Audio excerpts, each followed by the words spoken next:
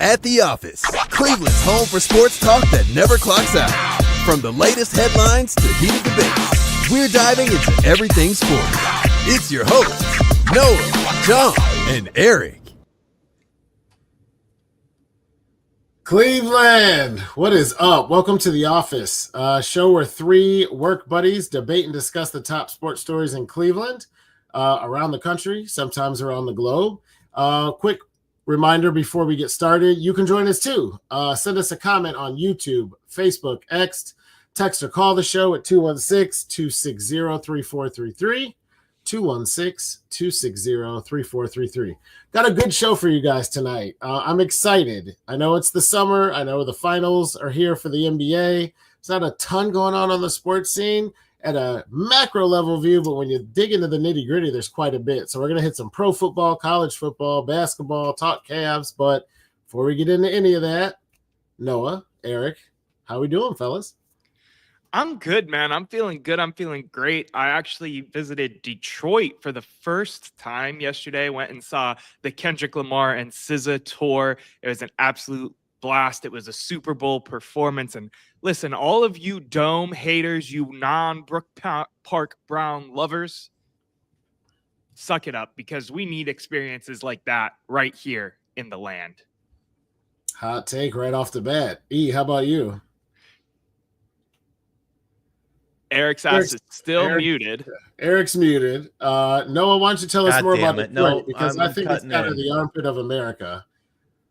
Oh, what I think of Detroit? Yeah, it was pretty rough. It was there was some nice development and stuff going on, but I didn't really see anything I liked. You think the Browns parking situation is bad downtown right now? We walked 2 miles from the closest parking garage that wasn't $60 effing to get to the concert to Ford Field. It was $80 for the garages next to the stadium. The Guardians and the Cavs don't do that. It's $20 to the connected lot still to this day. Cleveland, stand up. Not the armpit of America. At least we're not Detroit. Well, wait till Brook Park, buddy. That's you're going to see those $80 parking. Why do you think they want to control it all? That's a hard one for me. Listen, so let's say this hypothetically, they do the stadium in Brook Park and parking is $80. You just don't park, right? No, you take the Rapid or something. There's not a chance in hell I'm paying $80. There's a Rapid line right behind me. I just get up, walk my drunk ass down to the Rapid, and I'm good to go. So I love the truth there. You're going to be drunk on the way to the Rapid, not let alone on the way home from the game. And the Rapid. You got to have the on the Rapid beers. Right. Yeah, I'm with you. No shade. I was just saying I appreciate the honesty. John, I'm going to tell you how I'm feeling since you didn't ask. Drinking your Shrek juice again. I asked. You just were on mute. Yeah, and I'm the old man who doesn't know how technology works. Go ahead, Erik. Fair enough. Doing, buddy? Fair enough. I'm glad you posted well today. Listen, I am such a conflict of emotions right now because on the one hand, I just saw How to Train Your Dragon, the live action remake. I was very pleased that it was all adults in there because I was worried I'd be the only adult. There actually weren't any kids, so that was cool. That was good. On the other hand, Noah's pissing me off today doing Noah things. But then I'm sad because, in your intro, you said we're 3 work buddies and none of us work together anymore. Noah had his last day yesterday, so I no longer have to see his face in the office, which, again, conflict of emotions. That's good and bad. I love how you're mad at me for doing Noah shit, but this is the 3rd week in a row where you've forgotten to unmute yourself coming out of the intro. I think that's not true. Last time no. Last time you were supposed to unmute me, it just didn't work. So that's not on me or really on you. This time I will give you. I was so fired up at Noah having to eat ice cream and making us late that, I forgot to unmute because I was just ready to rock and roll into your ass. Time before that, who fucking knows? I don't know. Pause. No Diddy on that. Rock and roll into my what? Anyway. Diddy? No Diddy. No Diddy. Guys, speaking of, I actually want to get to sports real quick, but the other day Noah texted something and I had to Google it because I had no fucking clue what it meant. It was some, Gen Z bullshit. And it was a Kanye lyric. And I go, who quotes Kanye anymore? And this motherfucker immediately hits me back with, "Did you have to Google that?" And I was like, I mean, yeah, I did, but too good, stands. too good. Let's turn some of this energy that we're working up for each other into something else that we could pour it into. First topic, like I said, we're going to talk college pro football, basketball, Cavs, but I want to talk a little college on the TV front. So we've talked before at the show about the fact that Fox Big Noon Kickoff isn't college game day, leaves a little bit to be desired or a lot to be desired depending on who you ask. And there's everybody from trolls on X and Instagram throwing pot shots to the state of Ohio thinking about passing legislation that says by law the Buckeyes don't have to kick off at noon if they're playing the top 10 opponent. So get the creative juices flowing and get some of the vitriol out into another topic instead of each other. What is your take on Fox Big Noon Kickoff? Does it suck? Why are we trying to get out of it? What are your thoughts? Erik, why don't you get us started since you're successfully off of mute? Thanks. Throw that timer up there. I don't need it. Yes, it fucking sucks. This is the absolute worst thing. It's all about dollar signs. We know that. Splitting between the three means that the prime game would always go to that kind of NBC slot, and they're not getting any prime Ohio State games. The shoe is rocking more when it's at night. They should pass that law. I think it's ridiculous that Fox has the. Why can't Fox just move it to 8 p.m.? I don't care if you compete with ESPN or whoever. Ohio State's the draw. Like, let's just get it done. Spicy. Thank you, Erik. I'll share my thoughts last. Noah, what do you think about Fox Big Noon Kickoff? Yeah, it sucks. I think we're all going to have the same sentiment. It sucks to watch Ohio State for big games at noon. I didn't grow up watching it that way. I know sure shit both of your old asses didn't grow up watching it that way. But, you know, I could take this in a positive route. Why doesn't Fox just do big 7 p.m. kickoff? It doesn't rhyme as well or whatever, but like if you could still keep the primetime game, just air it at a normal freaking time. I don't know. Two things. I hate it. Yeah, Big noon kickoff does not rhyme either. And John rolls off the tongue was what I was looking for. My bad. John actually is too old because they put in lights after he started watching football. So all he remembers is the big noon kickoff. Ha ha ha. Hardy har har. Yeah, Noah, you can throw out my 30 seconds. I don't really disagree with either your takes, so I'll just spend my time correcting you. Lights were invented before I was born. But Noah, I did grow up watching Big Noon, whatever it was, because Big Ten football was almost always at noon. The Buckeyes played at noon, whether it was Michigan, even if we were ranked 1 and 2. So it is a little nostalgic. I think non-conference games, Ohio State versus Texas would be great in prime time. I kind of like the Buckeyes playing Michigan at noon, but overall, that game wouldn't change. Yeah, it might, especially if Michigan's ranked.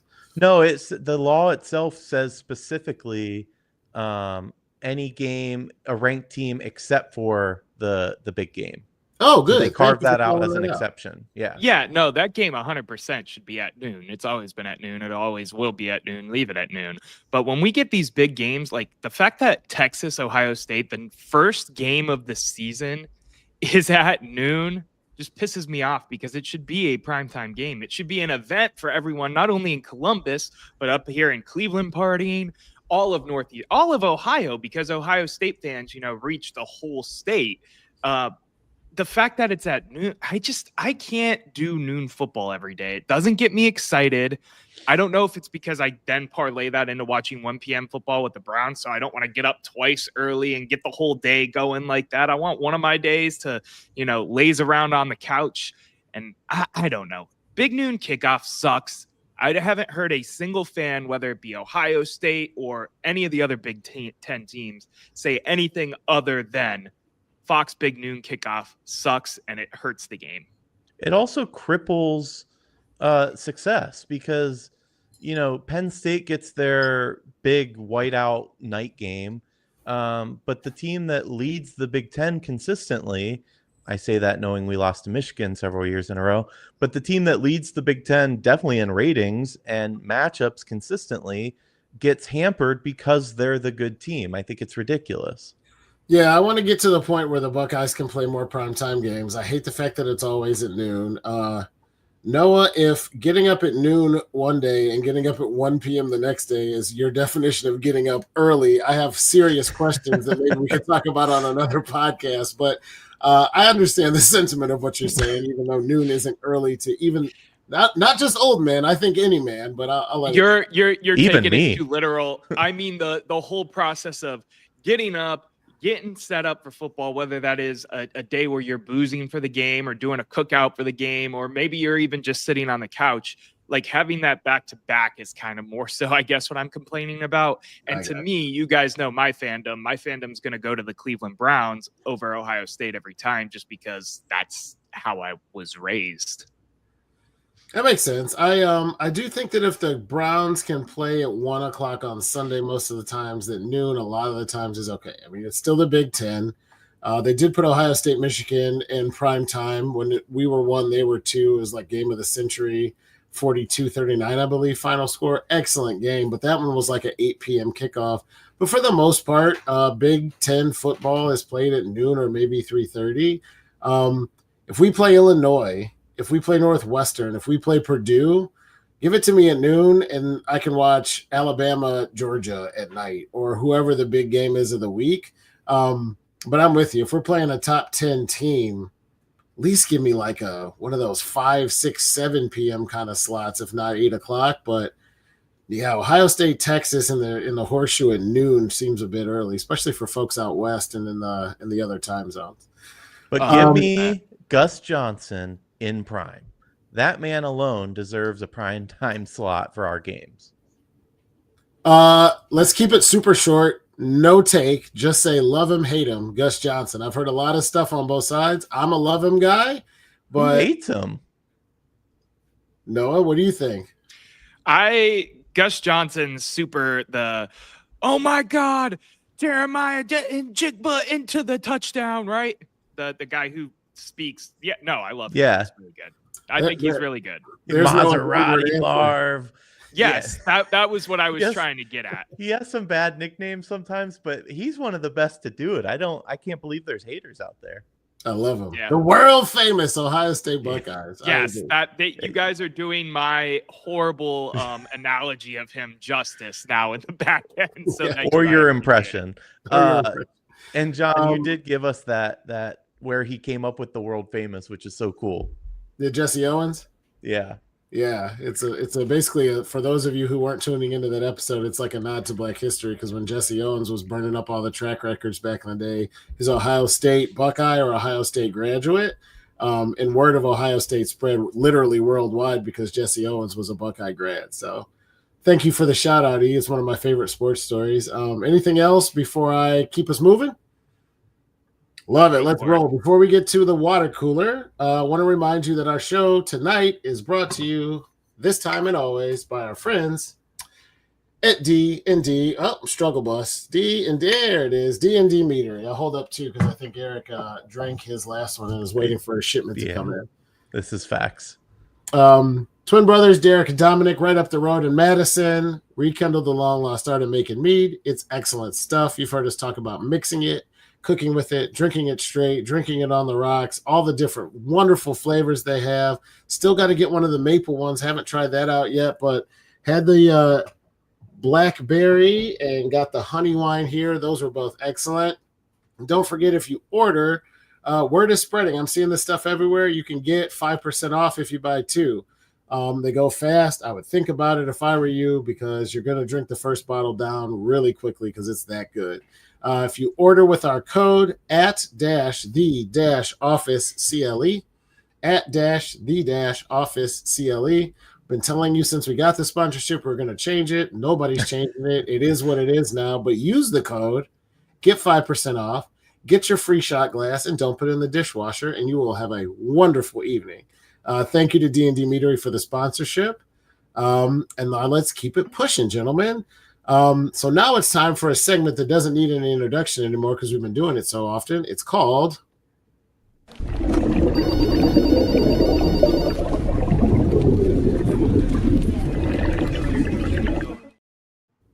Around the Water Cooler.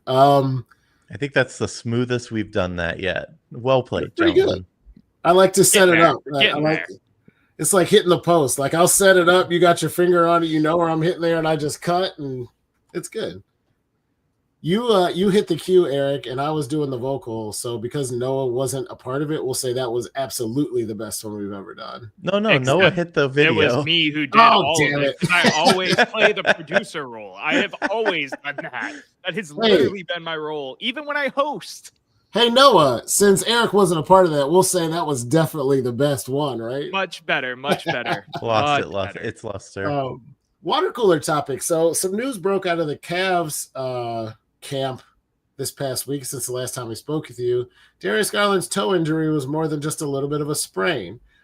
He underwent a successful surgery, got a repair, but it's going to take some time to recover. Some people say he'll be back for the start of the year. Some people say maybe a little bit later. General consensus is miss a lot of preseason, probably not too many regular season games. But the question I have for you guys for Water Cooler today is, does the update on the severity of this injury change your mind about what the Cavs should do with Darius?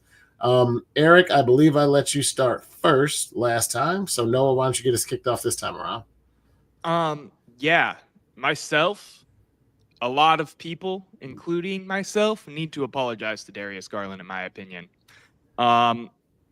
He had a lot of soft allegations around his name because of what happened in the NBA playoffs. He, like you said, had surgery to repair the big left toe. The toe sprain is what the official injury diagnosis has been now. They haven't said if it was anything more than that since then, because I don't know why they didn't include that in anything, actually. Toe sprain, very similar to turf toe. If anyone's had it, it is a bitch, and it does hurt to walk on and try to run on and be shifty and cutty. Regardless, I still agree with the sentiment that he should have been out there, and it sucks that he didn't go out for game 2. He was out the rest of the series. Obviously didn't look completely like himself even then, but it does change my opinion for a plethora of reasons. First of all, the fact that the main reason we wanted to move off of Darius Garland is because he's soft, or that type of moniker of him being soft. That's a lot of what I've seen. I'm not saying you two specifically. I think is horrible at this point, because this dude played through what could be torn ligaments, realigning bones, the type of things that are needed when surgery is done to a toe sprain.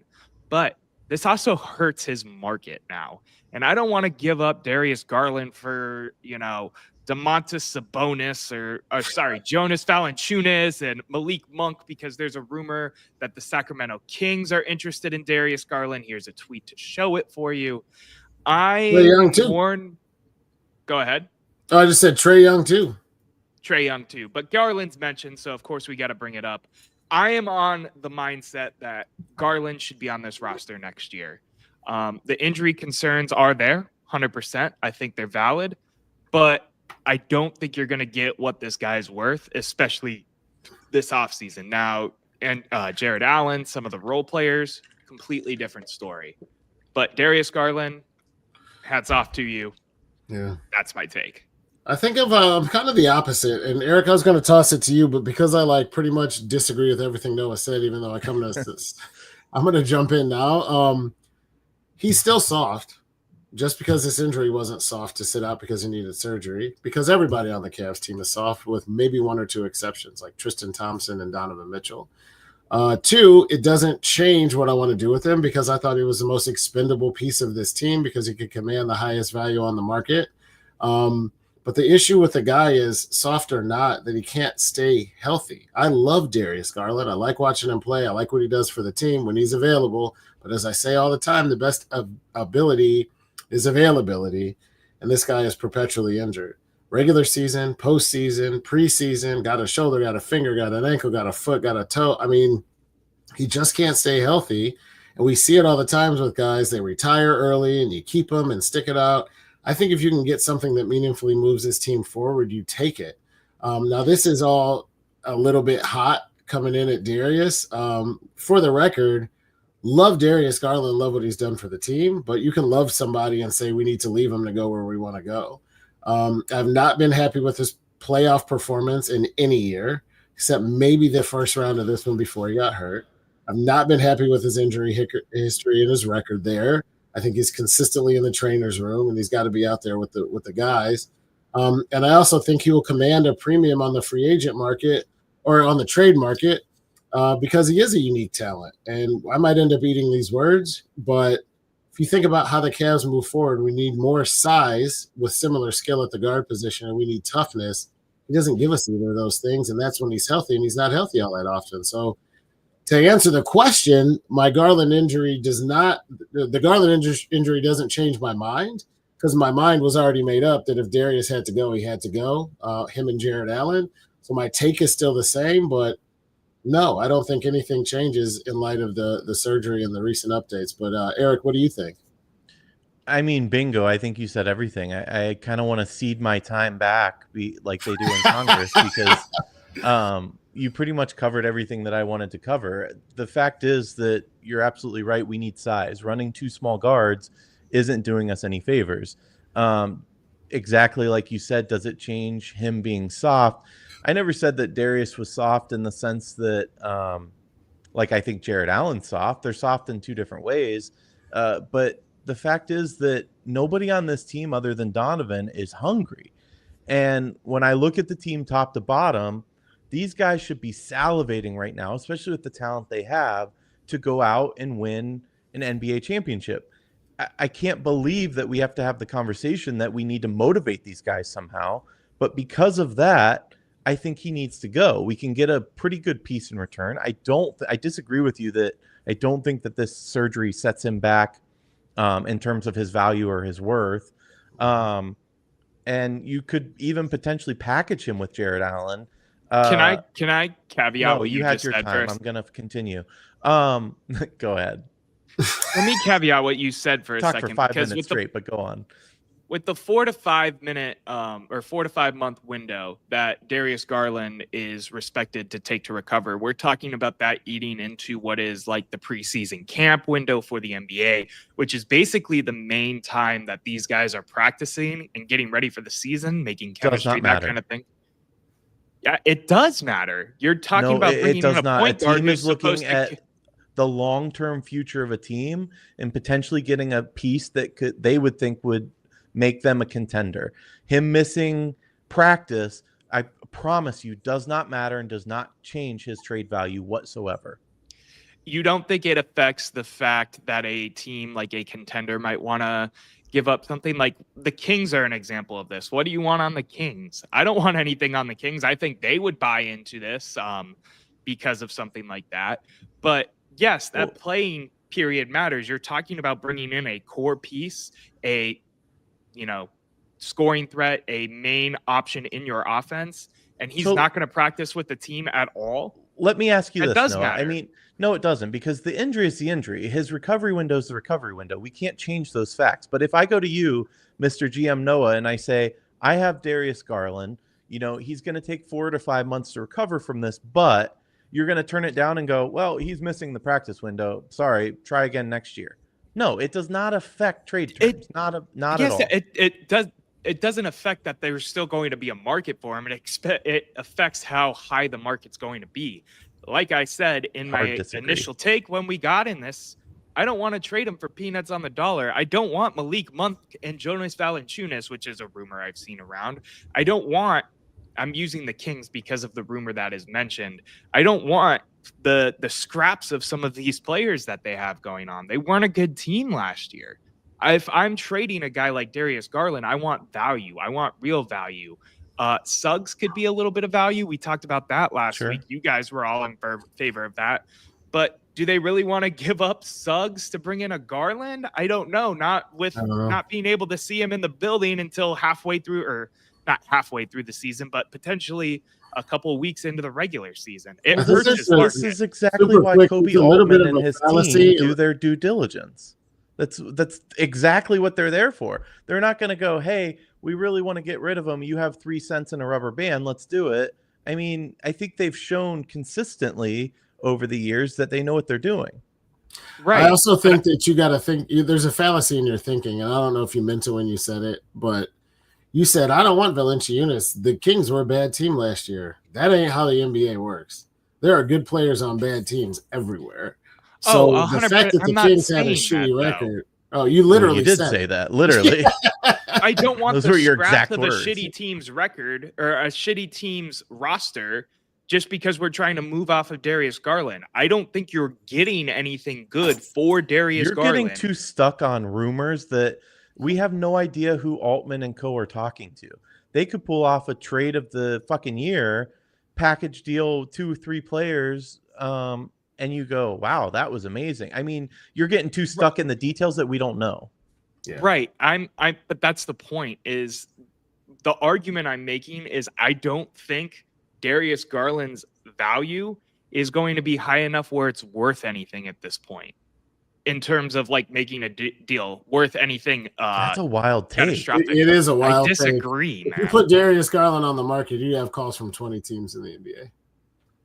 He's on the market. It's been rumored he's on the market. That's already happened. Yeah. And I'm sure the calls are coming in. They are. We shall see, I guess. Listen, here's where I fall, because the problem, in my opinion, is it's like saying, you know what, the Titanic's going down, but you know, there's nothing we can do. There's no point in grabbing onto a door and trying to float away.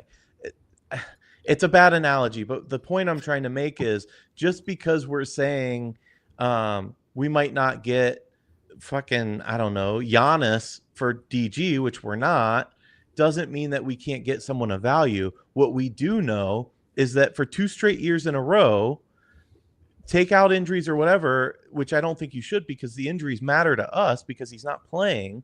So regardless, we haven't gotten where we need to go. Mm-hmm. And so you need to make really hard decisions, and Darius Garland is one of those hard decisions.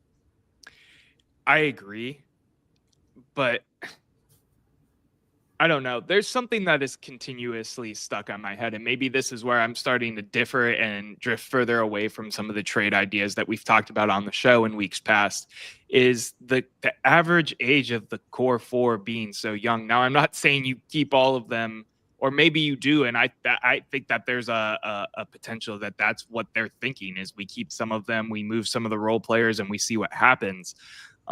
We're all speculating at this point. That argument is an argument that's saying, hey, in 4 or 5 years, we're in a championship window. Well, we have Donovan Mitchell. We should be in a window right freaking now. So to try to play for a championship 4 years from now, that makes zero sense as this team. But that doesn't mean you're playing for a championship 4 years from now. That means then what are you saying about the age? That they're young, they're immature, and next year could be the year that they all get it together. It sure as shit looked like it was going to be this year until they all got hurt. I don't know. I don't have the answer. I think I speak for everybody when I throw up my hands and say, I don't know what happened, because we were one of, if not the best team in the NBA. But we had zero fight. I'd rather have Dylan Brooks on this freaking team than who I have, because we showed zero fight. Apart from Donovan, we rolled over. And that's what pisses me off the most. I don't care if they're immature. You're a professional basketball player. It's time to step it up. And as an athlete, they've been in these positions before. They've played in state championships. They've gone far in the NCAA tourney. I'm sick of the excuse that they're young. They're talented. They won a lot of games during the regular season, and then they got soft and they showed their belly in the playoffs. That's my biggest issue. And if it takes us bringing in a guy, I say Dylan Brooks just because we know who he is and what the kind of fire. I don't actually like the guy. Draymond Green's another good example. That's what we need on this team. And just keeping DG because he's young, or Jared Allen, whatever. I get what you're saying, but it's not doing us any favors. No. And we brought in players at different times. Oh my God, I just had his name. Who's the wing we just brought in from Atlanta? DeAndre Hunter, who is a chippy guy in his own credit. I like him. Yeah, but that's my argument against your argument, Noah. The Hawks aren't any good and weren't going anywhere. We brought in a guy who at the time everybody argued was going to be. You're focusing too hard on me talking about the. Hold on, let me finish. He's the guy who we said was going to be the most. They said until the Cavs lost, he could be the biggest midseason acquisition like in NBA history. I think you're getting too if I'm focusing too much on the one part of it, you're focusing too much on the Valanciunas, and I don't want a bad player from a bad team. Well, none of us would trade him for hot garbage, But if you're saying, hey, you can get an apples to apples trade and get a tougher player who might average fewer points per game, who's a better fit for what the team needs, why is DG untouchable? I'm not saying DG is untouchable. I'm saying that there is a lot more that goes into this now because of the injury, whether that be the fact that he has shown toughness playing through this injury, and we shouldn't be taking whatever deal comes across the table. Not that I'm saying that they are. I don't think he played through the injury. He did. He literally played the last 3 games of that series. He played game 3, 4, 5, and 5. And sat out the 4 before it. That's not playing. Yeah, but the injury didn't go away. The injury didn't go away, John, just because he went on the court. No, I guess maybe it's semantics. Later, if somebody says to me a man plays through an injury, it means you get hurt and you don't miss a game. Doesn't mean you take 2 weeks off and then come back. That's not playing through an injury. I think we're playing semantics big time. By the way, we're playing semantics way too hard right now. Something I noticed in that release, he had surgery at Vanderbilt University. We have some of the best hospitals, not just in the country, but in the world here in Cleveland. Why is he getting surgery at Vanderbilt University? Didn't he go to Vandy? He did. I mean, either way, though, it's just a weird, I don't know. I just found that odd. All right. I think we beat that one as far as we can. Jury's still out. Does Darius Garland change in the minds of fans everywhere based on what you learned about his injury? Some say yes, some say no. We'll have to see what the Cavs do. We're about the halfway point. Let's take a quick commercial break, pay a couple bills. When we get back, we'll get into the bigger topics. Going to talk a little bit about the Browns and Aaron Rodgers. But we'll be right back after this commercial break.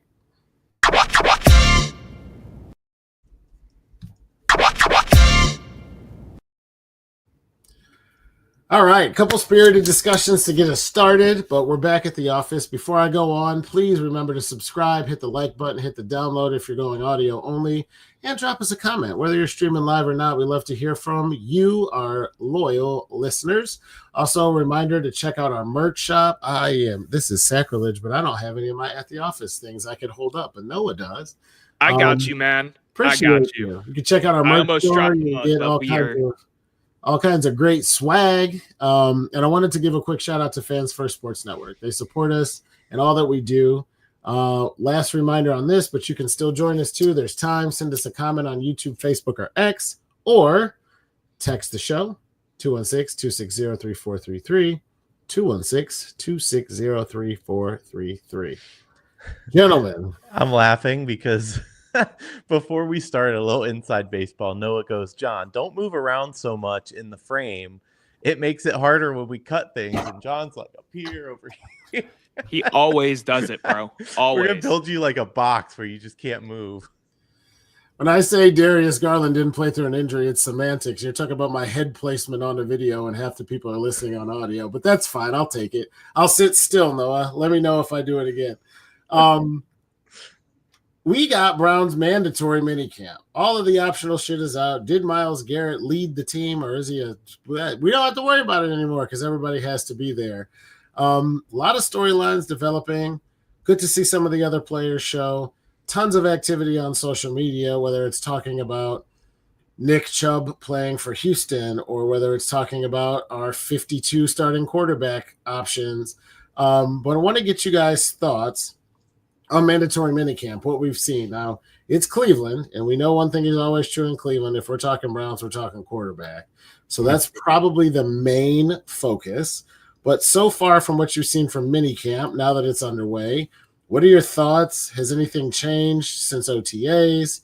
Noah, you kicked us off last segment. Erik, why don't you get us rolling on this one? Erik, I'm not trying to cut you off. I just want to play your video you had me pull to get us started here. Okay. You ever hit that bed? What's that? Definitely not. I don't know if I've ever hit a public dance move in my life. Honestly, I forgot that I told you to pull that because what I want to talk about is actually completely different. I was like, I don't think that helps at all, but thanks, Noah. But Erik told you to do it. That's fair. I will start with that because I love that video so much. It shows me a lot in a 13-second clip. It shows me that Joe Flacco is the dad we expect him to be. He's never hit a dance move in his life. He doesn't even know what it is. It showed us that Shador's getting along with that quarterback room, and they actually talked about it because there's so much outside noise going on. And he said very specifically, we know what we have in the locker room, and it sounds like, honestly, one of the best situations. I know we go back and forth what's going to happen this year in terms of record, et cetera, and I know anything can happen. But that said, it feels like the kind of locker room that you dream for. I'm seeing brothers that are going to fight for one another. I hope I'm right. But the thing that I did want to point out that I'm excited about is Deontay Johnson. Deontay Johnson had a rough year last year. He was traded and released by multiple teams, like 3, 4. He hasn't gotten into the reasons or what happened last year. In fact, he specifically said that he didn't want to. But he did mention that the Cleveland Browns were the only team to reach out to him in free agency. We signed him to a veteran minimum. He's a big body receiver to go into that lineup. And from what I understand, he wants to change the narrative about himself. And everyone's kind of hyped on this guy. I love that he's putting in the work, that Coach Stefanski sees what he wants to see out of him. But more than that, I love that the Browns are willing to take a flyer on a guy that didn't work out, has talent, certainly. I mean, he was leading Carolina in receptions in the first half of that season, if I'm not mistaken. And obviously it went downhill, but that they're willing to take that risk on a guy and get somebody on the cheap that could work out and be a big name for us. I love it. What about you, Noah? Yeah, so I think me and Erik actually play off of each other super, super well here. I didn't want to cut in and piss him off. There was a quote about Sanders saying he gels really well with the guys, and they're a team and they're one, even though they're in a competition. The stuff you want to hear out of a quarterback in a 4-person quarterback room who's a rookie. Something else I wanted to say is the video of Joe Flacco and Shador Sanders is kind of the epitome of what that relationship is. He's joking with them, but they're serious. There was a quote, forgive me, from Jory Epstein from Yahoo Sports talking about how they joke around 1 minute, but then all of a sudden Sanders is walking out off the field and Joe's getting up off his knee to like go through the wrist coach and talk to him about stuff. Sanders was quoted today saying, "I'd be dumb. I'd be a fool to not get insight from him. I never feel, I would say, full. I'm always hungry." I also want to give a shout out to Shador, too. He was there 25 minutes after practice today, the only quarterback doing extra throwing drills after the practice. So there's a couple things I want to break down here. I'll go to Johnson. I'll come back to the quarterbacks. John, you can jump in and cut me off anytime if you have something to say here, because I have a slew of notes. I've been ready to talk Browns. If you got a slew of notes, let's pause there because I do have a take. My biggest take is the same thing that we've been talking about before.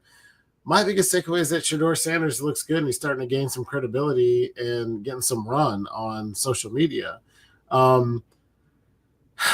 If you think you have 2 quarterbacks, you really have none. If you have 4, you're really screwed, and we have a 5th. So we're not in a great situation right now. But if you look at the cream rising to the top and who looks like they could actually be the answer for the future, way too early take. I know we haven't even seen him play a different team. He hasn't even played with the first team yet, but Shador Sanders went from draft afterthought, late round embarrassment to, damn, this kid looks good in camp. If we come out of our quarterback situation this year and are actually poised and prepared to make a run at the playoffs and the Super Bowl and have our quarterback for the next 10 to 15 years, it's not going to be Joe Flacco. It's going to be Dylan Gabriel. It's going to be Shador Sanders. And hearing people who know football say that Shador Sanders looks good is a good sign. Now, I'm not buying Brown Super Bowl tickets. I haven't re-upped for seasons. I'm not donating to the new stadium fund just yet. We got a long way to go. But the big news for me is they're saying this kid is moving. He's coming early. He's staying late. He's saying the right things, doing the right things, leading the offense, and he's playing well. Only had 2 incompletions with the second team, threw for 2 touchdowns and something like 12 attempts. If there is something you can take away way too early from mandatory minicamp, I said Shedeur Sanders has already made moves in waves, and he's only really been in Berea for a month. He moved ahead of Dylan Gabriel too in his reps, and in what people are expecting. By the way, John, they do not need your money because the Ohio Senate did pass today the $600 million. Yes, they did.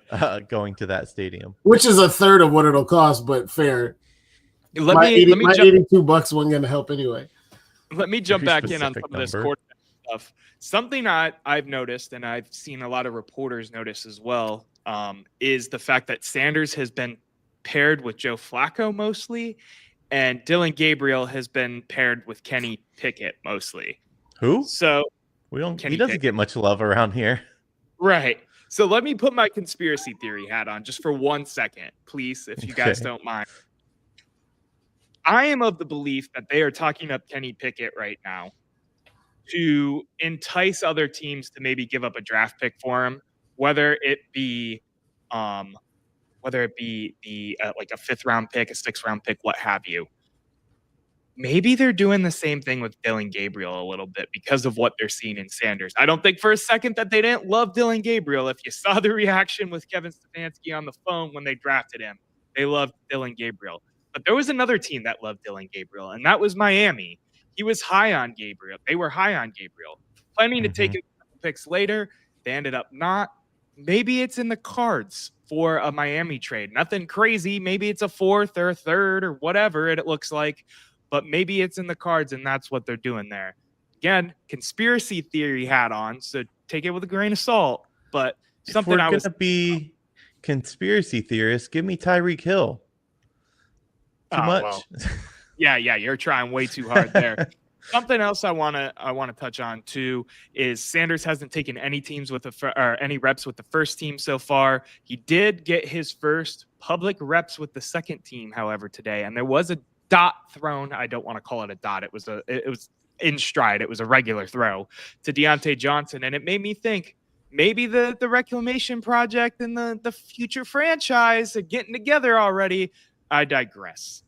You guys want to talk stats real quick? Then we can get into Deontay a little bit. Let's do it. So this is the stats from the first 2 days of mandatory minicamp. We got Sanders, 18 for 21, 3 touchdowns. Flacco, 3 for 7, 1 touchdown. They have limited a lot of Flacco's reps to let the young guys get in here. I think that's really smart on their part, honestly, for a minicamp. Dylan Gabriel, I typoed. It's 26 for 34, not 126 for 34 and 3 touchdowns. And Kenny Pickett, 12 for 21, 4 touchdowns. What's your reactions? Obviously, minicamp stats are volatile and kind of dumb nonetheless. Yeah, not a lot to take from that. No, but it's better than them sucking. I remember years ago show the slash line for the 3 quarterbacks the Browns brought to camp. There'd be no touchdowns, 2 completions across 50 throws, and you're like, holy shit, Brady Quinn is awful. And it's like, yeah, we're doomed. So who would have guessed? Too much you can take from it on the positive side, but the guy's not sucking. It does for this franchise at this position means something. By the way, James Laurinaitis took his head off, and the Cleveland Browns went, yep, that's our guy. Interesting. Do you guys take any stock into the fact that Sanders hasn't had any reps with the first team yet? No. I think they're letting him earn his spot. I think he will get reps eventually. I also think that they're kind of, and you guys can tell me if I'm wrong, I think that they're kind of trying to protect the media storm as long as they can. Behind closed doors, I feel like he's had some reps with the first team so far already. But if they give him reps this early with the first team, whether it makes sense, ESPN, that's all they're going to talk about tomorrow. I also think that there's an element of him having to prove it. I don't want to call conspiracy on the draft, but clearly the NFL team said this kid could go number 1 or number 2, and he didn't go in the first 3 rounds. So one could look at that and say he needs to be humbled. Just because your dad is Deion doesn't mean you're going to play at the same level. Have some humble pie and sit. I think the Browns are slow playing him on purpose to make sure his head doesn't get too big. Because if this guy is out here taking half of the first team reps, showing out in practice, you know what it's like. A, he's a quarterback. B, he's Deion's son. C, he's a black quarterback. D, he plays in Cleveland. There are 100 million people waiting to pounce on this kid. And if he's playing well, it's all going to go to his head. So I think they're slow playing it on purpose. Two things can be true at once, my friend. I think what you said and what I said are exactly correct in what's going on here. Mm-hmm. Erik, I want to challenge you for a second because you said you're feeling good about Deontay Johnson.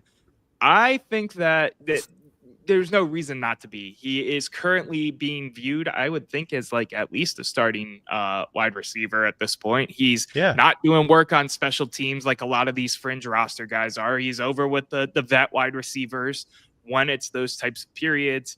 I think they hope for him to maybe be wide receiver number 2 or number 3, depending on what happens with Tillman. Obviously, he was out with that concussion.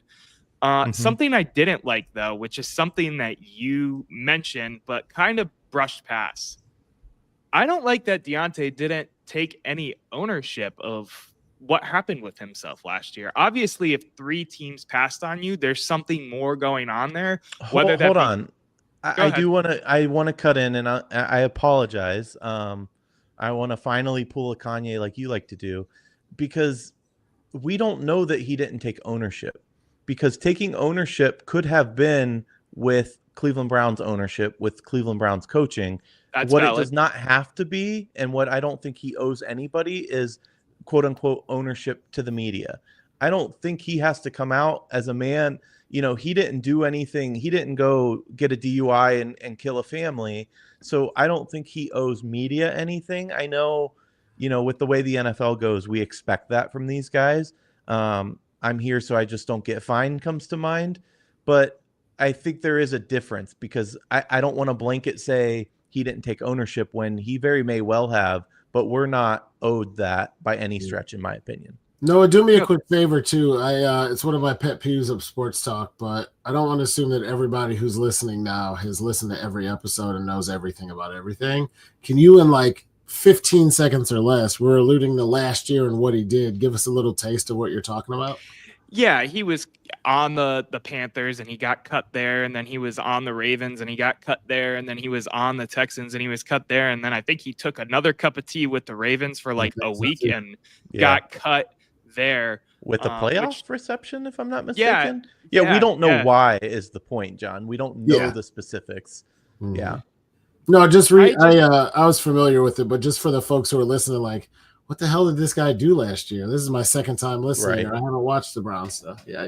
No, totally valid. I just don't like that the quote that went around today was last year is last year, this year is this year. It feels so brushing off of something that is so blatantly in the media. I get it.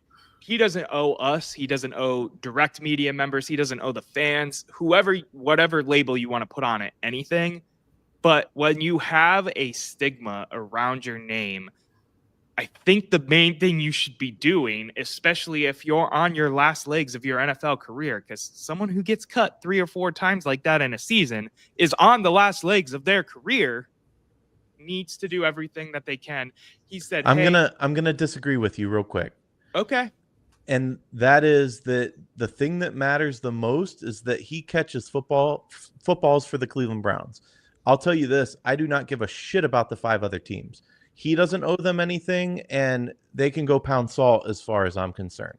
So as long as he's catching footballs and performing, first of all, that's all that matters. If he does that and he's a true number 2 or maybe even looks like a number 1 for us, that opens up doors, because all people care about in this league is talent. If he shows, hey, I lasted an entire season with the Browns, I didn't have any issues, I had 1,000 yards, receiving yards, that's all it takes. So I disagree with you a little bit, because I don't think that's the case. I don't think he's on his last legs unless he messes it up again. Which is very well plausible considering he's on a veteran minimum with no guarantees. We'll see, sure. Show up with... what's interesting to me real quick, this is a sidebar on the whole tangent. He never had an issue in college or when he was with the Steelers, which, they tend to figure out how to cover up some of this stuff really well. But when he was at Toledo, he had no problem. So it's still confusing to me that till this day where this all came up. Did he just get a big head? Maybe. Who knows? Every receiver that comes out of Pittsburgh is brain damaged. I mean, every single one of them has an issue after they're at Pittsburgh. So I think there's more to the mystery. It's like did we really land on the moon and who shot JFK? We don't have the answers to some things. They just do, but well, right. Well, at least one of the two. Maybe yes, and Lee Harvey Oswald. Yeah. Agreed on one, TBD on two. Right. But no, I just think that there's an allure when you don't know something about somebody and people get obsessed and fixated on it. And it's even easier. This is a non-story in week 7 of an NFL season. But because he did all this stuff off season and now it's training camp, there's not much to talk about except the Guardians can't beat the Reds. That it's like, what are we going to grab onto? I think Eric's exactly right. If the guy catches footballs and plays well, he'll be around and it'll be fine. If he doesn't, he won't. I will say I've seen a lot of training camp, mini camp, OTA heroes not show up so well, even in preseason, let alone regular season. Everybody from, Brian Robisky to Carlton Mitchell, there were guys who were like, oh man, with no shirt on and flags on their waist and nothing on but cleats and receivers gloves. These guys look great. And then you play the Ravens, they look like shit like everybody else. So he's got a long way to go too. But I hope he plays well. We got Jerry Jeudy and a dozen question marks at wide receiver. So here's hoping that he plays well because we need somebody to step up into that. We really need a number 1, in my opinion. But if Judy's going to be number 1, we definitely need number 2. By the way, gentlemen, all we've done is talk about the offense. And there's a guy that is at minicamp talking trash already about Aaron Rodgers, and I love it. And that guy is Myles Garrett. He's saying, it's time to add another headstone. I'm paraphrasing here. He, of course, is referring to his Halloween yard when he does it up. And a couple years ago, he put the headstones of each quarterback that he has sacked over the years. He has never sacked Aaron Rodgers. And I'll bet every dollar I have that will change this year. You bet every dollar you have? Oh, every dollar. That'll get a sack against... I guess they only play him twice, but yeah, it's not baseball. Yeah. They don't have 19 games. No, I still feel good about that. That Steelers offensive line, I don't want to call them Swiss cheese because they're not. They've added some pieces, but they aren't a great offensive line. I would put a lot of money on the fact that Myles Garrett gets 1 sack on Aaron Rodgers. And I know we're going to get into him on a second. Did you guys also see the Jim Schwartz said in the media last week about, with that contract comes big responsibility, and everybody took and ran with it about the leadership thing. And Myles basically came out today and he's like, my coach wants me to have a career year. And hell yeah, I'm going to have a career year was kind of how it was. It almost felt like it was a challenge at first, but it was really, it is a challenge, but different optics, different semantics. Yes. I love that this team is, I don't know. It reminds me of a few years ago with Baker where we're just gelling together.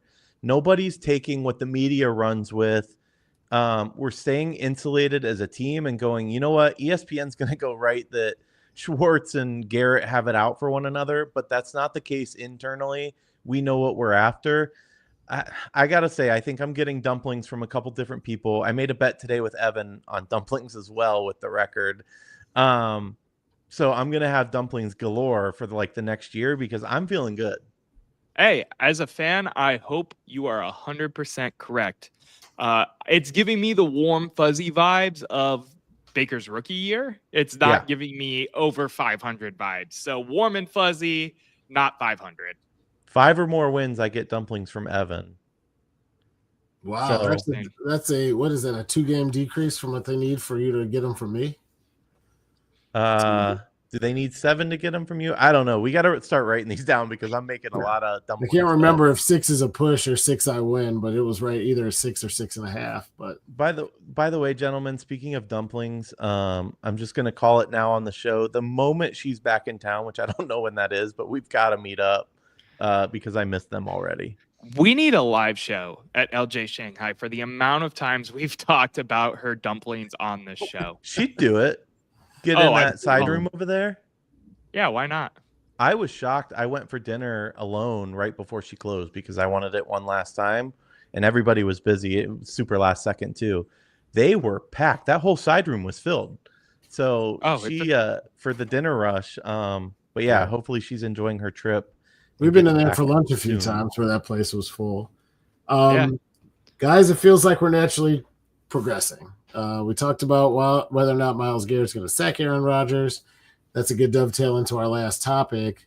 Aaron Rodgers, for those of you who didn't know, has finally signed, and it was with the Pittsburgh Steelers, as predicted and anticipated by many. But Aaron Rodgers has kind of a checkered past. He gets all of these wonderful accolades, but he only won one Super Bowl. He's kind of a journeyman at the end of his career, even though most of his career was the Packers. Didn't play all that. Yeah, at the end of his career. Okay. I don't know, 3 teams in 3 years. Yeah, I wouldn't call him a journeyman, but keep going. Journeyman, journeyman's a stretch, but we're arguing semantics. I think we're arguing semantics, Eric. It's semantics.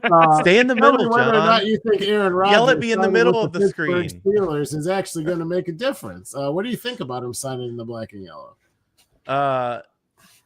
Wait, who's starting? Noah. Go for it. Oh, okay, I'll go for it. It doesn't concern me whatsoever. His face value stats look great. 3,897 yards, 28 touchdowns, 11 interceptions. There is a fantastic analytical stat created by ESPN in 2011 that a lot of people swear and die by. It's called QBR. Have you guys heard of QBR? Never. For those who don't know what QBR is, it's total quarterback rating. It's a proprietary stat. It includes fumbles and taking a sack and, the length of throw, everything. It includes everything and then some, and is broken down to a number. Aaron Rodgers' QBR last season and that entire season with the Jets was 48. You know where that put him? 30. 25th in the league. He'll be cool. How many Browns were after him? I'm not talking Browns right now. We're talking the Pittsburgh Steelers and Aaron Rodgers. He'll look good. He'll have some yards. They'll go 9-7. They'll lose in the first round again, or they'll go 8-8 and not make it 8-7. Whatever. You get what I'm saying. It doesn't scare me. It doesn't scare me on the basis of it's the same Pittsburgh Steelers team that we faced the last couple of years. So the confidence does not fluctuate whatsoever. I disagree. Yeah, me too. Go ahead, E. Well, first of all, I think there's something that came out of minicamp that we have to touch on immediately. Aaron Rodgers is married. Did you guys see this? He got married. He's been married for months. Nobody knew. Nobody knows who his wife is. All these publications are trying to figure it out. I'm sure there's got to be a marriage license, right? Unless he did some secret dark treaty thing that which is possible. Split their finger and stamped it on an envelope and then burnt it while smoking ayahuasca. Whatever that does. But the fact that he's married and nobody knows, and I'll be willing to bet that his own family probably doesn't even know who his wife is, knowing him. Oh, he's a weirdo, man. That is insane. That said, based on that stat, things are going to go well for Pittsburgh this year. Here's my take. This is a changed man, fellas. He doesn't have to worry about tabloids breaking up with the girl that was in Secret Life of American Teenager. Can't think of her name. He doesn't have to worry about, this girl, that girl. He is married. She's going to be home cooking for him in Pittsburgh. She's a yinzer. I'm making that up. I don't know who she is. But here's the thing. His stats last year, I get the QBR stat, but his stats were nearly identical to one Josh Allen. Nearly identical yards, same touchdowns, if I'm not mistaken, couple more interceptions. The man can still sling it, and he now has more weapons around him, and he has a defense.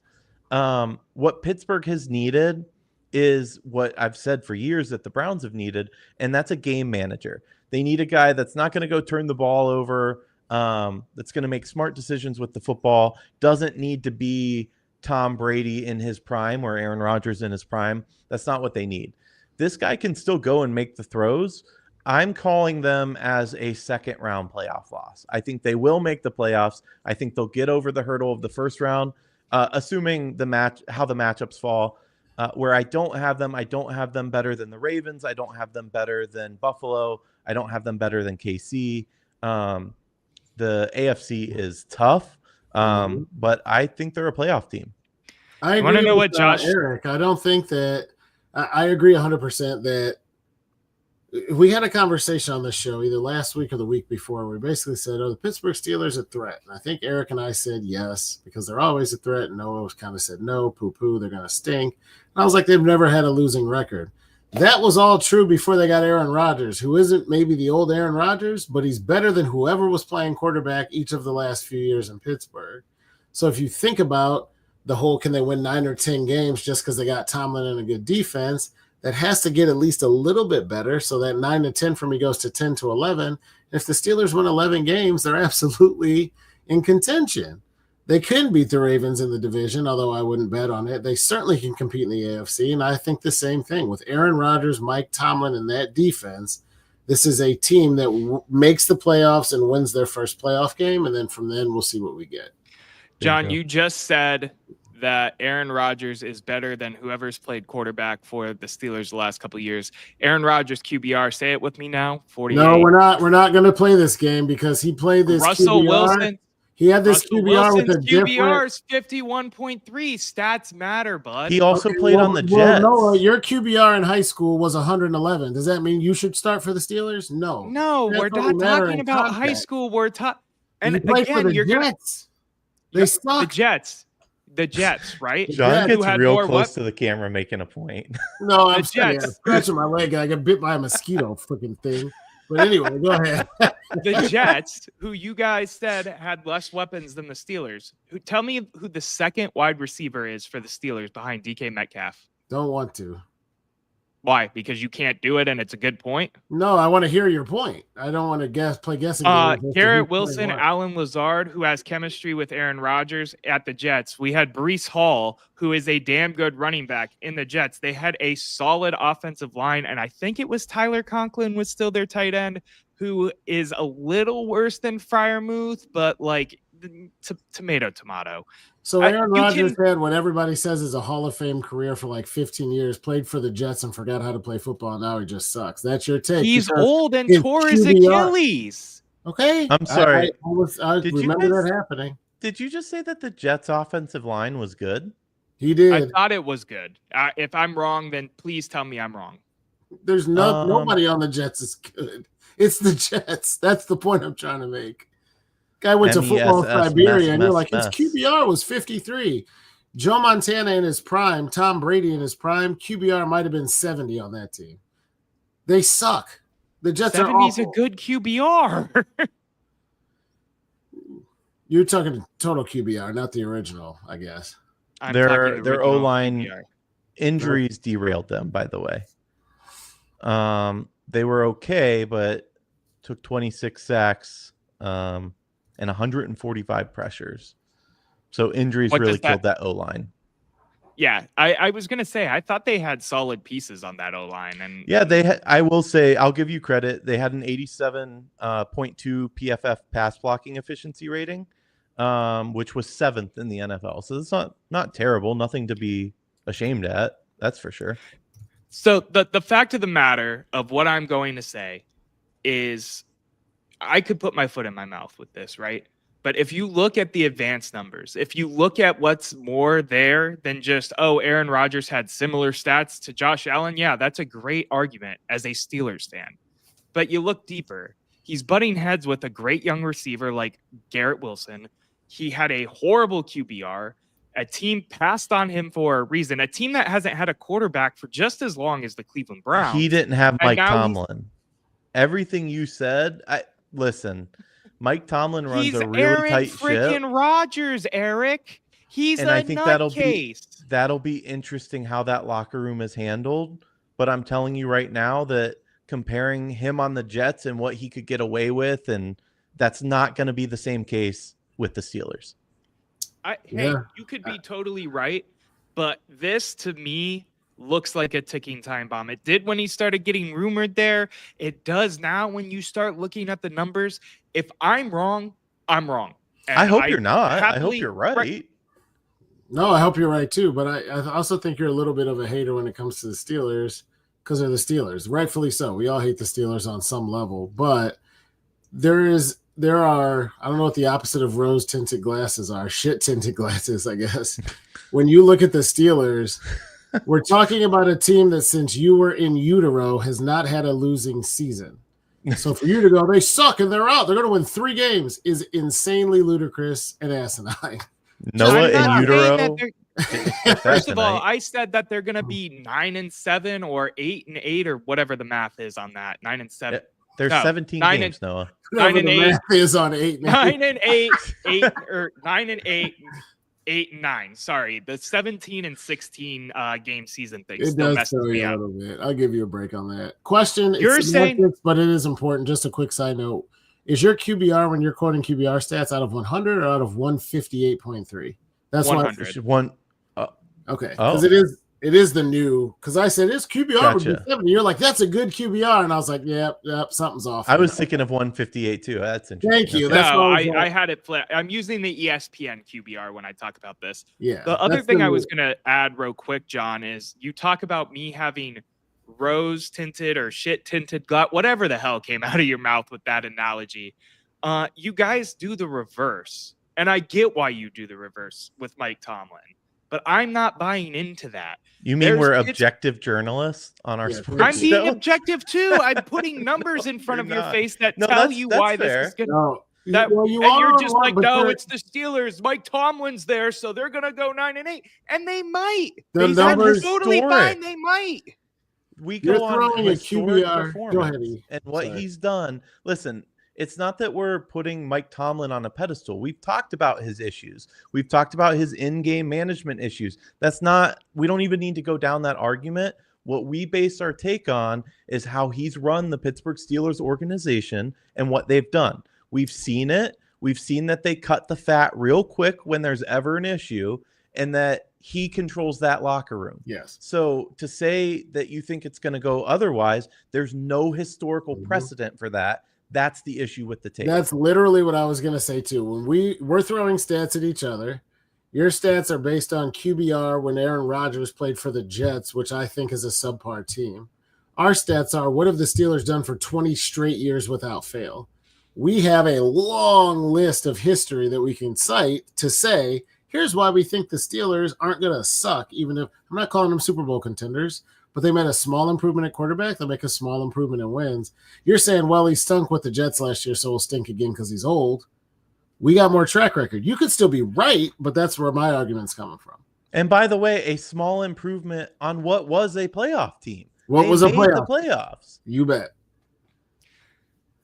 I don't think he's an improvement. I think he's Russell Wilson 2.0. I don't think it does anything for them. And I think he's also a head case where Russell Wilson's head case is, he's a little corny because he walks out like he's a superstar listening to music, clapping the crowd up like he's the best thing. What was the Denver thing? Let's roll or whatever? Let's ride. Country. Let's ride. Yeah. He's so cheesy. I'm really curious to see how the AFC North plays out this year with us having a quarterback gauntlet, but having good vibes in terms of stuff like we talked in our last segment. The Steelers trying to rehash another old quarterback. The Ravens looking like us in terms of the Cavs, where they get to the playoffs, they look really damn good, and then they fizzle out. And then, of course, the Bengals with the best offense arguably in football and the worst defense arguably. Do you guys? So I put the Ravens as the premier, top of the AFC North. Do you guys think that the Bengals or any team for that matter can challenge them in that? Yeah. I don't. Not at this juncture of what I know with all the teams, with what the Bengals record did. John, I'm sorry. I didn't mean to cut you off, buddy. I'm just feeling fiery right now. With what the Bengals did last year, with how I feel about the Steelers and Aaron Rodgers as a quarterback. So you think they're far and above going to run away with the division? 13 win team perennially, and the AFC North winner this year. Yeah. John? To answer the question, if I had to bet, I think I still bet on the Ravens, but your question specifically was, can the Bengals and Steelers compete or challenge them? And the answer to that is absolutely. You're talking about a Steelers team that's never had a losing record, made the playoffs last year, and I think improved a little bit at quarterback. It's at least going to be a tough out. That's a rivalry game when they play the Ravens. And the Bengals went to the Super Bowl, 4 years ago, with a defense that was better than this one, but not great. They still got all the offensive weapons, and if everybody stays healthy, you got to at least think that Joe Burrow can ball out. I mean, they balled out last year on offense. You're talking about a guy who got MVP votes with a losing record because he played so well at quarterback. If their defense could stop a nosebleed, that team is going to present a bunch of challenges for a lot of teams this year too. So we'll talk more once the season's here about what exactly we think in terms of record. But here and now, can the Steelers or Bengals compete with the Ravens for AFC North supremacy? You bet your ass they can. They can flat out win the thing. Can I make a crazy prediction right now? Go for it. I think the injury bug is going to hit Baltimore. I think Lamar Jackson's going to have some type of season-ending injury. He's slippery as hell, but it's a position where, how he plays quarterback, I think it's been coming. And I think that will open it up a little bit. Could. That definitely could. The other thing I'll say is I'm glad you asked about the regular season, not the postseason, because the Baltimore Ravens are the Cleveland Cavaliers of the NFL. They're going to look great in the regular season. Yeah.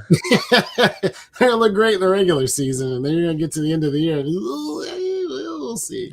It's an echo in here. But to be fair, it's our argument with Pittsburgh with the Ben Roethlisberger teams. You're going the wrong way, John. But Pittsburgh ran into Patriots at their prime. They ran into the Chiefs.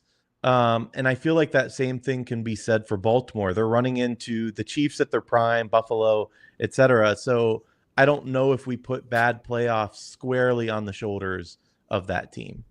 That's fair. That's funny. Royal Havana in the comments has been absolutely on fire. In case either of you haven't got a chance to read them, some of them I can't put up on the screen, but they've been absolutely fantastic nonetheless. Please tell me that's in reference to Miles saying that what's his name used a racial slur. It's got to be, right? Because you get it, right? Jussie Smollett. Yes. No, it doesn't get it. So Jussie Smollett was this actor on Empire, and he was they were based out of Chicago. They filmed there, and he decided that he was going to. So news came out that he was mugged in Chicago. He was out really late one night. Two guys in MAGA hats mugged him and put a noose around his neck. Mind you, this is a gay black man. Put a noose around his neck. He feared for his life, obviously, et cetera, et cetera. Well, it very quickly changed into he paid two guys to do that. He was trying to garner sympathy to basically get a pay raise and be this national news anti-MAGA guy. So Jussie Smollett, or Juicy Smollett, as what's his name calls him in a stand-up special. The guy from Dayton. I'm blanking on his name right now. Dave Chappelle? Thank you, Chappelle. He completely made it up. He's blacklisted, etc. Obviously, even went to jail for a little bit because he lied to FBI investigating this thing. So anyway, I think what that comment was getting at was Miles saying that Mason Rudolph uttered a racial expletive, which is what caused him to hit him over the head. And obviously, there's been no proof. Whatever. I don't know where you guys fall on that, but funny comment. It is, and after all of that explanation, Raul chimed back in to say, no, I meant asking to be traded. That was the reference. So. Well, Raul, you had a much funnier comment than you intended.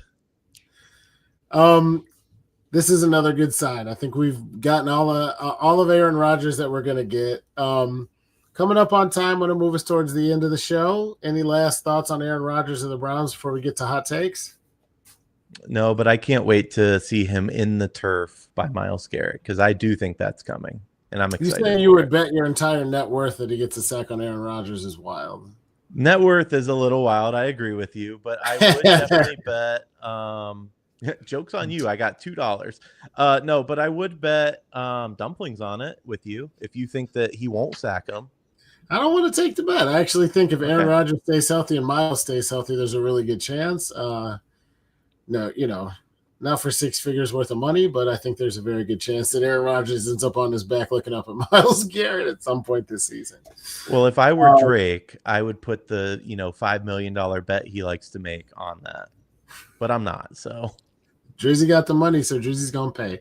All right, indeed. Let's bring it home, gentlemen. One of my favorite parts of the show, hot takes. What's on your mind? What are you burning on? What do you think? What's a little spicy? Give the listeners something to leave with. Noah went first in the last segment and a half-ish kind of thing. So, Erik, why don't you get us started?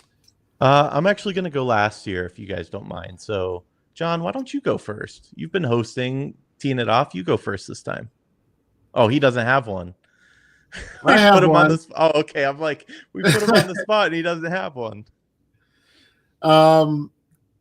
My hot take this week, Erik is probably going to like. Just I've been reading a lot about tennis. I don't love tennis, but I like it. It's a sport that I watch like casually. And since my favorite tennis player of all time, Serena Williams, retired, I've been struggling to find who's going to fill that void. Much in the same way I've been struggling to figure it out with golf. I watch all the tournaments, but Tiger was Tiger, and Bryson DeChambeau doesn't do it for me. Yeah, fuck Bryson. So, by the way, so my hot take this week isn't all that hot. It's just a shout out to Coco Gauff. Has nothing actually to do with being a black female tennis player. Just has everything to do with representing the sport well, playing hard. I watched her win her first major at the U.S. Open in New York. I believe it was last year. Super emotional. Watched her a couple years ago. Watched her go up into the crowd, and now she's on her way to potentially a career Grand Slam, but she's not as dominant as Serena or even Venus at their prime, or Monica Seles and some of the other greats. But I think she's just a good ambassador for the sport and the brand, and she carries herself well. And she's an American tennis player, and I'm rooting for her. So I want to give her a little shout out and some love because she won another tournament here recently. I love that. I want to say two things off of that. First of all, the women's tennis scene is fascinating right now, because you have a group of players that have been dominant. Iga Swiatek won, if I'm not mistaken, 3 or 5 French Opens in a row. She got bounced this year. The girl that beat her is Aryna Sabalenka, which is who Coco Gauff beat. Mm-hmm. Sabalenka's comments I didn't like afterward, basically saying that Coco didn't beat me. I beat myself. I made too many mistakes. Girl, you got beat. She took advantage maybe of those mistakes, but that was bullshit. And she did clarify later. I think Sabalenka's just really raw. She's Belarusian, and I think that's just their personality, to be honest. But tennis is really, really good right now. I thought that Rafa retiring, some of the all-time greats bowing out, there have been kids that have stepped up, because on the men's side, Carlos Alcaraz came back to defeat Jannik Sinner in an incredible match. I don't know if you caught that one, but those two are playing such good tennis right now. It's insane. And oh, by the way, Novak Djokovic is still around and still competing for titles. So if you guys do anything, like if you only watch the majors, that's fine. The Wimbledon, the London Open is the next major. Grass season's coming up, but it's worth watching, and it's been awesome, honestly. Did you call it the London Open? Yeah, I just made that up. It's Wimbledon. I know, but I was like, I've never heard the London Open before. Neither have I. Sounds good, doesn't it? Especially since I think it's invite only, so by definition it's not open, but I might be wrong about that. You're probably right about that. You know, one of our the London closed. Shirts, yeah, I'm going to tell you right now, I'm going to design an At the Office shirt with the London Open graphic on the back, because it's like the shirts where you get away because it's not a real thing, but you can't put Wimbledon. So expect that soon. Don't hate it. Good to know. What's your hot take, Noah? Yeah, my hot take starts with a clip, so let me roll it. I meant to tell you this earlier, but I'm really proud of what you've done, how far you've come. Just take that to Seattle tomorrow, okay? Where? Seattle. When? Right, tomorrow. So you're done. You're not playing anymore this game. You're going to go play for Seattle. All right? Congratulations. Hey. Thank you. Come on, kid. I got to go to work. Pack, left field. Love So it. that was a clip. That was a clip from a longer video from the Mariners when one of their top prospects, top in the MLB, actually top 40 to 60, depending on what the time or what year it is. Cole Young got called up middle of his AAA game. His coach surprises him, tells him what's going on. I just wanted to play that clip and say, if you need a moment to remember why you love sports and why you pay attention to sports as a whole, here's a reason to do so. And by the way, Cole Young's been doing pretty well. He went 1 for 4 and promptly recorded a walk-off fielder's choice in the 11th inning to seal a win in his first major league game, batting .222, 3 RBIs, and 8 hits as of right now. Erik, I want to hear what you have to say for your final take, man. I do too. Just a quick comment on that. It won't be as long as Erik's comment on tennis, although highly enlightening. No, you're good. It was actually super enlightening. I'm glad you made it because we don't talk a lot of sports outside of Cleveland. But can you imagine what that feeling would be like? Like, I remember being a junior or a sophomore playing freshman baseball, JV baseball at Cleveland Heights, and then my coach saying, "Hey, you're going to play varsity for the next game," handing me the home and away jersey, and me switching practices and feeling like, oh my God, I'm going to play varsity baseball as a sophomore in high school. What would it be like to be like, you're going to play for the Mariners tomorrow? That's insane. It's funny you say that because the closest I can relate is very similar. Got called up as a sophomore and we went to state in baseball. But yeah, I love seeing these moments with the coaches. And what I really like is you could tell that they have a good coach in that system for Seattle because he wants to see his players excel. And he's so happy to deliver that news, like goosebumps. That was such a good clip. If you have the time, go seek it out. There's it's a full 3-minute thing. The team's hyping them up. It's a good moment. It's a good moment for sure. All right, E, bring us home. Okay. So I wanted to go last because it's a little more somber of a subject that I want to touch on today. A couple weeks ago, on May 31st, John Brenkus, who most people probably know as the host of Sports Science, lost his battle with depression. He committed suicide and left behind a lot of mourning fans and family, loved ones, obviously. He was really open about his battle with mental health, including a previous suicide attempt.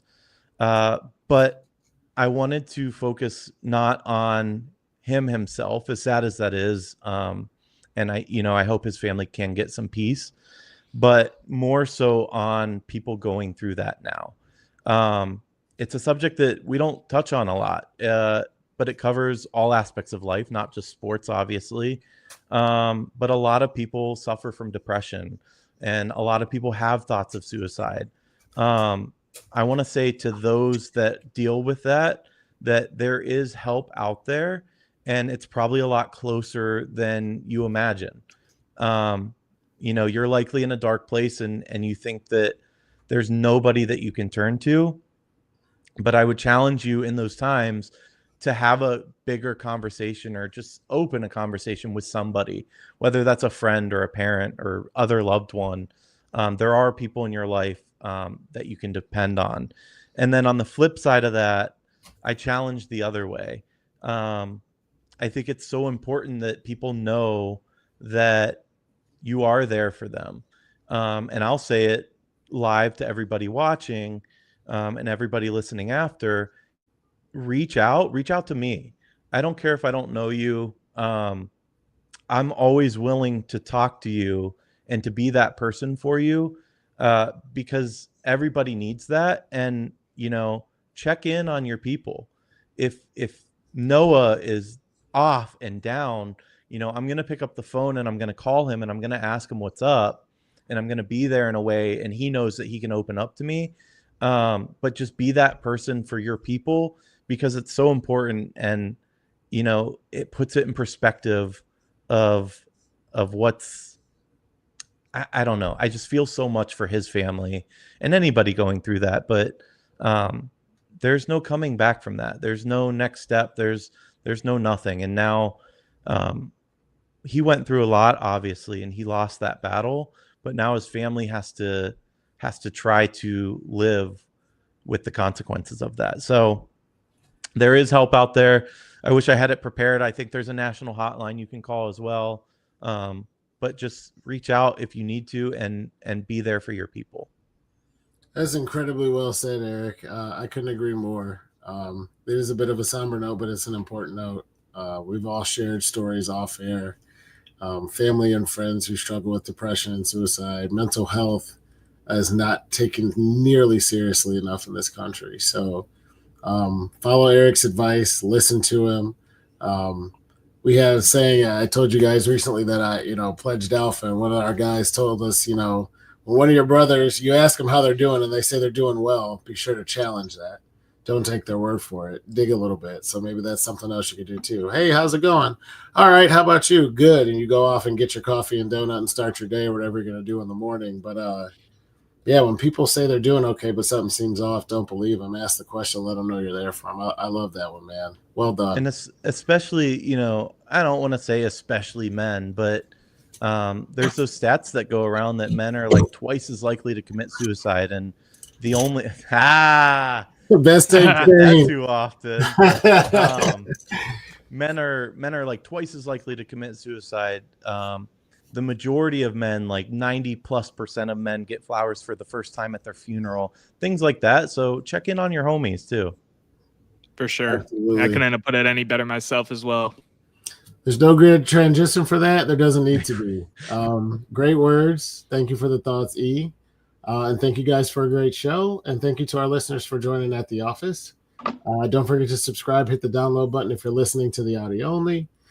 Check us out on all the socials at the office CLE. And thank you to Fans First Sports Network and D&D Meadery for making this possible and for the sponsorship.